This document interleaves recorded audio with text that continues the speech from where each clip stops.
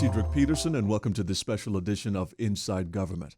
For this edition, my guest in studio are none other than the representatives of the Department of Community Development, Family, and Humanitarian Affairs that falls under the Ministry of Public Health, Social Development, and Labor. I first have Ms. Elencia Baptist Boseman, and I have Malaika Marlin, Policy Support Worker within this department and under the ministry. Ladies, thank you so much for joining us for this special edition. Thank you. The topics that we want to get into in this particular edition of the program deals with the upcoming annual observance around the world, and now going to be introduced here at home, which is International Men's Day.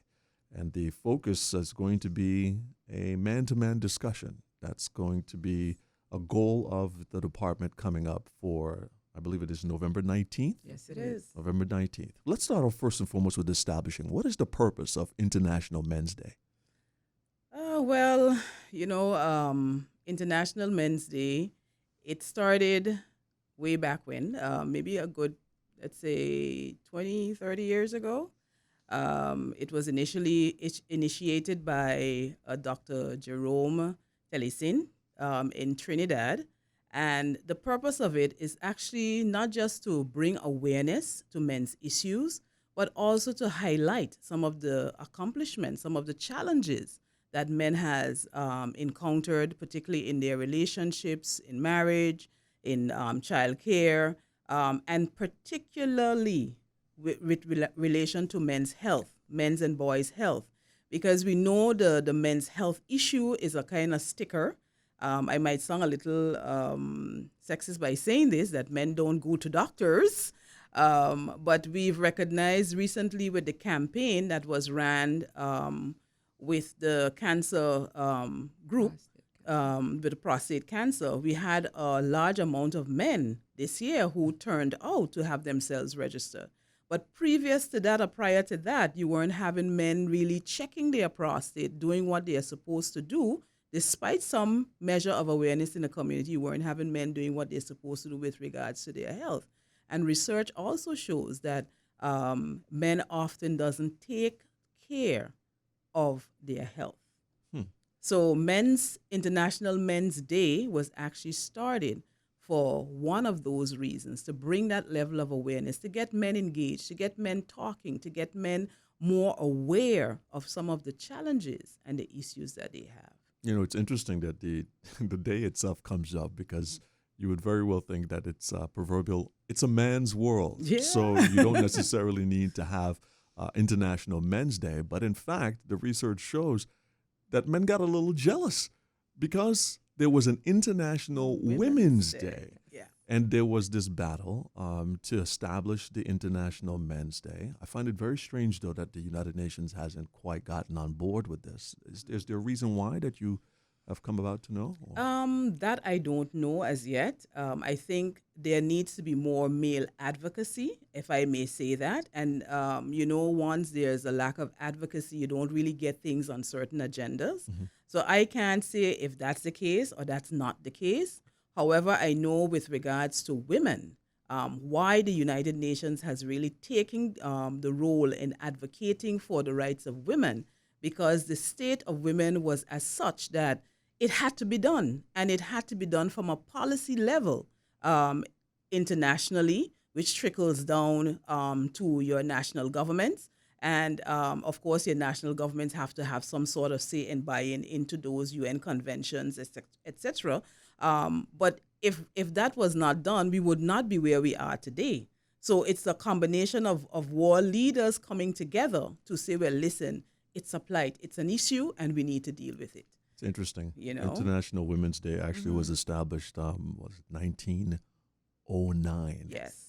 And the observance of International Men's Day, though not under the UN recognized official list of days, followed what is close to like 90 years later. Yes. And now we have certain countries. How many countries? I can't say off the observing? top of my head, but you do have about 80 or more countries that are already observing International Men's Day. And I could go a little closer to home. We do have some Caribbean islands that observe International Men's Day, and particularly last year, we had St. Eustatius, who began the process of observing International Men's Day. So we do have some sort of momentum that is being built, though slow. We do have some momentum that is being built around International Men's Day. But if I may also interject as well, I think besides the men becoming jealous, I think there are certain dynamics as well. And this is from my perspective of things, there are certain dynamics. And working with Women's Desk, you do have always the question of what about the man? If you're going to deal with women's issues, you also need to deal with the man, Of course. right? If you're going to deal with domestic violence, you need to deal with the perpetrator, you need to deal with the man. So, from a woman's standpoint of view, it is important that we begin to, even if we want to bring equality, parity, we need to begin to work with the both genders so that we can have some sort of equalization. We could start on an equal footing so that we can build the rights of women, build the rights of men equally. Because it isn't that far-fetched No, to believe that there isn't a situation where there's violence against men within households, within our societies, within our communities. We can't distance ourselves from that reality. It does exist. It does. It does exist. And we've, even at a Women's Desk standpoint of view, we've seen where there are some cases. Of course, men will not come forward and say that that is the case.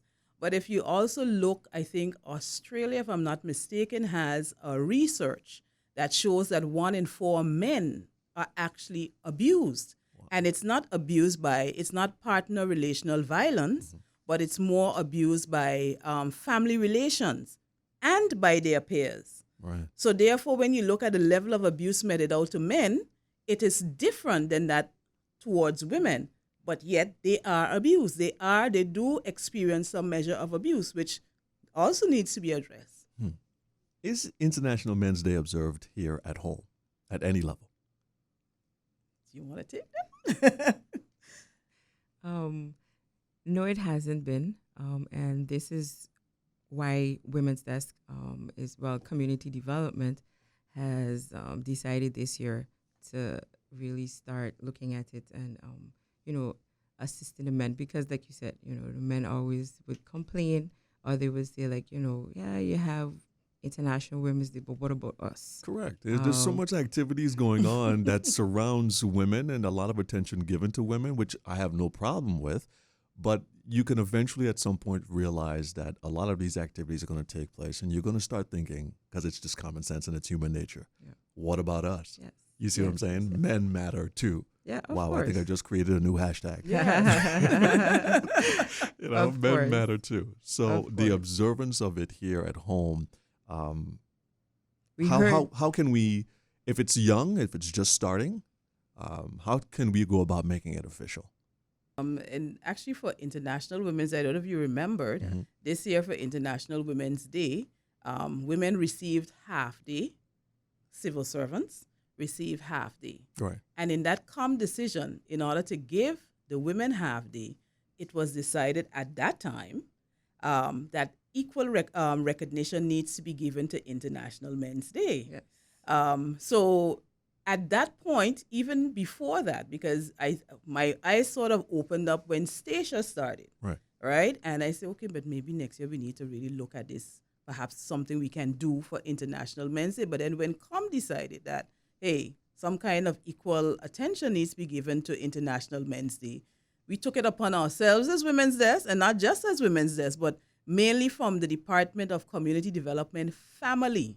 I want to stress on that pillar, family, from the family perspective, to really shed some light on International Men's Day, because one of the main targets coming out of the unit or the pillar family would be men, are men.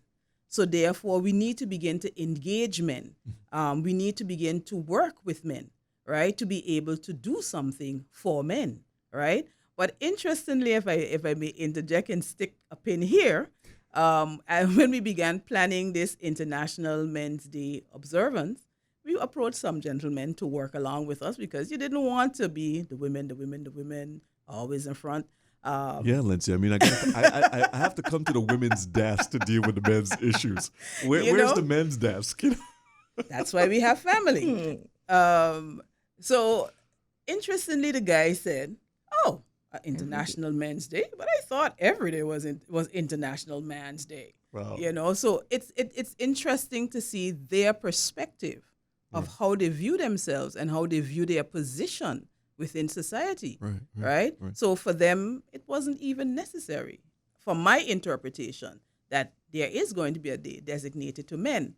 So for us, it was then, okay, it's very important that we have this discussion, because engaging men, other men, it would be helpful for us to recognize, oh, do we need to pursue this here in St. Martin? Or men see themselves as real liberated and have no issues and we good. You know, so is that the case? Well, we don't know. And I We think don't know. What's interesting, though, is that for years, the statistics have always shown that we've been outnumbered. Mm. Interestingly enough, the question is now, with that mentality of, oh, well, we really don't need a day because, hey, it's been our day every day. Where's that thinking going? You don't feel like there's an issue, the fact that you're outnumbered 4-1, which the statistics was, I'm not too sure if it has changed or if we've gotten more of a balance, but it has been 4-1, 4 women to 1 man. And based on the culture and mindset, that could provoke the reason why men feel it's every day for them. Mm-hmm. So if this is the conversation that needs to take place, it should be interesting to see what comes out of it, especially with the panel discussion that Yes. you're Yes. planning. So that Yes. should be a topic that might come out as well. In regard to the ministry, looking at the issues, you did touch on prostate cancer being one of the men's issues that men are coming out and paying more attention to.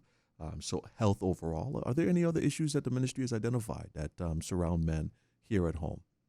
I think Well, mental health is mental health is a big issue. so not just physical health, but also mental health. Yes. Okay. And actually, the role of men also in their families, the role men play in their families and with children, nurturing, because from the social perspective, Right. we are seeing that there are some issues in that, and it's creating a lot of social problems. Right. You know, so we also looking at focusing on those areas, building relationships, helping to nurture, foster better parental child relationships, etc., and helping the man to understand his role, you know, as a father. Because we do, while I said earlier, we do have men, and we give thumbs up to those men who are really taking charge, you know, and really taking their parental role seriously. We do have some men still not taking that role, taking charge of their responsibility and also doing well, or well by their children. So, you know, we need to really address those types of issues when it comes to the social issues surrounding families. You know, so that is an issue that we have identified coming from Family Affairs Unit. That's an issue that we would like to really address. One of the key things that I saw, especially coming out of Australia, who was observing International Men's Day, they have that theme of leading by example. Mm-hmm. Mm-hmm. So when you mentioned the fact that there's the men that are taking the charge, and then there's the men. Question is where are we on the scale? And can those men that are taking charge be good exemplifiers of what needs to be done? Because I'm a proponent of people talking to people about, in this case, men talking to men and leading by example. If that's like a mentorship that can take place. Actually, that that's you one can of the guide. reasons for International Men's Day as well, to create and to harness mentorship among boys, men, and man-to-man Right. mentorship as well. So it is interesting, and that's why it's important that we have the conversation. So tell us a bit more about the panel discussion and what your expectations are. How do you see this happening on the 19th? Well, we have a group of men that we picked, not picked, but asked if they wanted to be part of. Right. And it ranges in age. So we don't have like only young persons, but, you know, we did a variety, and not only age, but also background, knowledge, you know, what they know, or, you know, what they do really. because we want to have like an open discussion. Well, we would like for them to have an open discussion and to get views from different persons and different perspectives. So we have that will be taking place. And of course, we have an audience that will be there.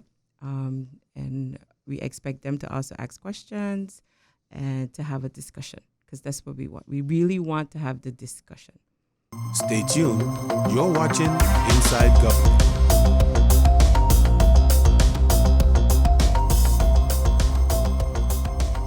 Thursday, January 9th, 2020 is our parliamentary election, and polling stations open from 8 a.m. until 8 p.m. When you enter your polling station, you must check in. Eligible voters must come with your voting card, an identification card, passport, or driver's license in order to vote. Once verified, the chairman will give you your ballot. The voter goes directly to the voting booth that is not occupied and vote by coloring the white circle with the red pencil in front of the name of the candidate of choice. Use only the red pencil. Vote for only one person. Don't write or draw. If you make a mistake, return to the chairperson and ask for a new ballot. This can only be done once. You are prohibited from selling your vote, using a cell phone, and taking video and photos. When you have finished voting, fold the ballot and proceed to the ballot box where you will insert your ballot. Exercise your right. Go out and vote.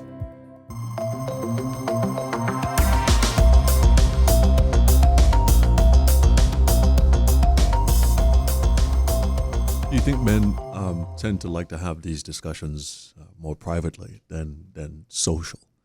Is it more small groups of amongst friends, which we would see play out, for example, and even within Hollywood, act like think like a man, type of thing. The boys group, they go out, they play basketballs, they go out and they have their drinking sessions. Yeah. Is that specific culture alive and well here in St. Martin, I think as it's so. seen in the U.S., for example? In terms of the small groups, men do talk in very subtle ways. We just have to be open and attuned to what they are saying. And men do have conversation in bars. Men do have conversation on the sports field. Men do have conversation with the things that they enjoy. So it's not about, maybe, I don't know if we are taking the wrong approach here, but maybe it's not about doing the thing how women think it's supposed to be done, but more or less having something tailored for men by men. We started this, okay, maybe though, probably might be wrong. Men might say, well, we don't talk like that, but you know. But I think that should be the goal. The Yes. goal is to find Find the medium in which men Exactly. can Exactly. have a discussion where they about can the connect, issues, and they can connect. where they can connect. Because also I think too sometimes what can become a very defeatist approach is that when we tend to stick also in our own circles, right? And not seeing that there's something beyond the circle that we tend to rotate around, right? Or we exist around. And for me, well, I think that it's important that we help to break the cycle a little bit, but not from our perspective. Though it might start from our perspective, it is not the intention for it to continue that way. So that's why we need to hear from the men themselves. And I think that's one of the reasons also why we chose to have various ages and not just a particular age or a particular age group. Then let me put it that way, because you want to be able to have them share, knowledge and different things. So you don't want to stick to just one particular age group, but because a young person could learn from an older person could learn from a young person. That's the point I was about to make. Yeah, I think so- that if the conversation is going to take place with such a wide age group, that you don't want to drown out the topics that affect the teens Exactly. to young men versus the upper 30s to 40-year-old, Exactly. 50-year-old men. That they should have a common ground there, and we should be paying attention to each other's issues. A lot of the older men, I guess, would also look back at the young men and go, well, we've been there, done that. Exactly. But you can always share, because I always share with my kids, for example, as a father, there's always someone older. Mm-hmm. So there's really no reason for you to have to go through your path in life at a difficult level. You would have to learn things on your own, but there's always somebody older to kind of guide you. Mm-hmm. You know, Yes. so you do well to pay attention. Mm-hmm. The panel discussion we're looking at again November 19th. Yes. Yes. This will be taking place 7:30 to 9:30. Location. Axum Cafe Mhm. on Front Street. It's not actually open to the general public, if we may say, but we would like to. We are still working that through. If we have it live streamed, but we are still working that part of it through. Gotcha. We have invited some men to be part of the audience. Yes. And those men, and not just part of an audience, but part of the discussion. Yes.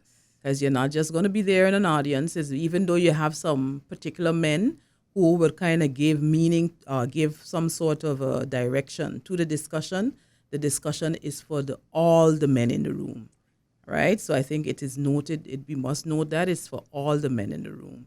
And we would like for all the men in the room to participate, even with their presence. I'd like to transition into another area that your department is responsible for, and that is the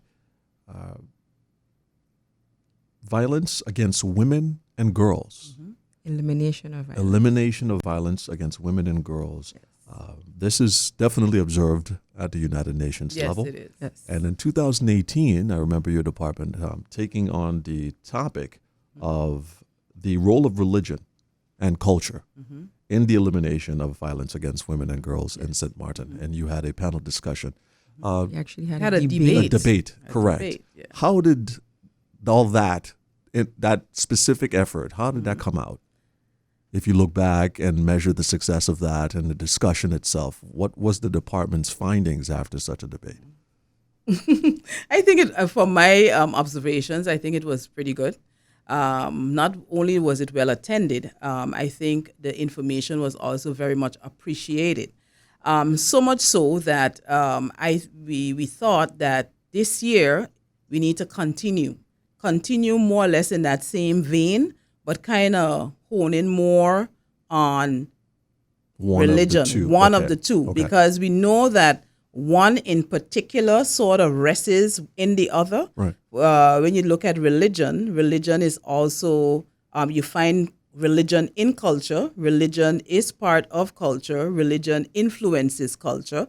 So therefore, we thought of really looking at religion this year, just focusing solely on religion, because we've known or we've experienced over the years in this area of what we know it here as domestic violence or intimate partner violence. We've known, and research also shows, that culture and religion sort of contributes or becomes an obstruction to the elimination of violence against girls and women. So therefore, for us here on St. Martin, people might say, okay, but how is that here on St. Martin? We are predominantly a Christian community. We shouldn't be affected by that. What is the problem? Right.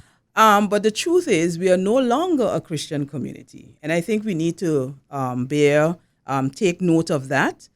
St. Martin now boasts 120 plus nations around on the St. world. Martin. And the truth is, the 120 plus nations come with their culture, come with their religious beliefs.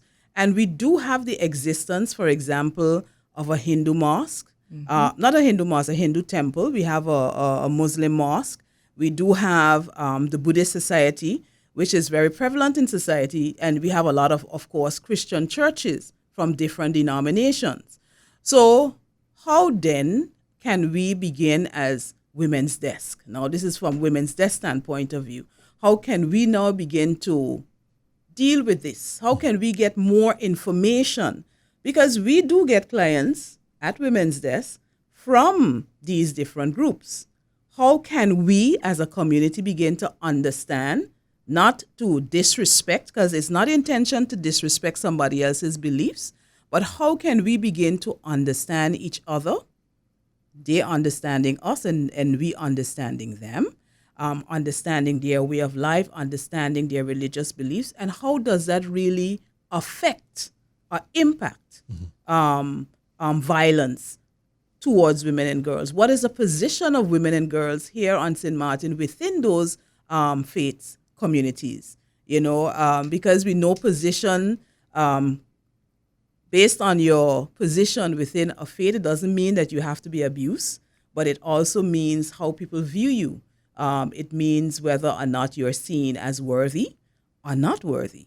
So those are things that we want to be able to have a discussion around. And that, yes, is going to be a panel discussion. That is supposed to take place on the 29th of November, and it's going to be at the University of St. Martin. The intention is, and we've had very, very, very positive feedback on this. The intention is that we're going to have what we consider the four main religions, as we outlined, that you have a Muslim mosque, you have the Hindu temple, you have Christian churches, and you have the Buddhist organization. So we are going to have, I see it also perhaps as an historical moment also for us, from government standpoint of view, to have all four sitting at the table and to have a discussion. We are looking forward, particularly on the event on the 29th, we are looking forward for the general public to be there. And remember, it's not an event to bash anyone. It's not an event to discriminate against anyone, but it's an event, and as you rightfully said, Cedric, to unify and for us to get a better understanding of, so that we can better work and exist together. That's the intention. Alyncia Baptist and Malaika Marlin of the Department of Community Development, Family and Humanitarian Affairs under the Ministry of Public Health, Social Development and Labor. Ladies, thank you so much for coming in and being a part of this special edition of the program. Thank you for having us. Yes. And to our radio listeners and television viewers, thank you for tuning in and being a part of this special edition of the program. If you've missed it, be sure to log on to the official government website, stmartingov.org, for official video on demand. And of course, tune in throughout the course of the day here on St. Martin Gov Radio 107.9 for playback of the program at respective times. On behalf of all of us here at the Department of Communication, I'm Cedric Peterson. Thanks for tuning in.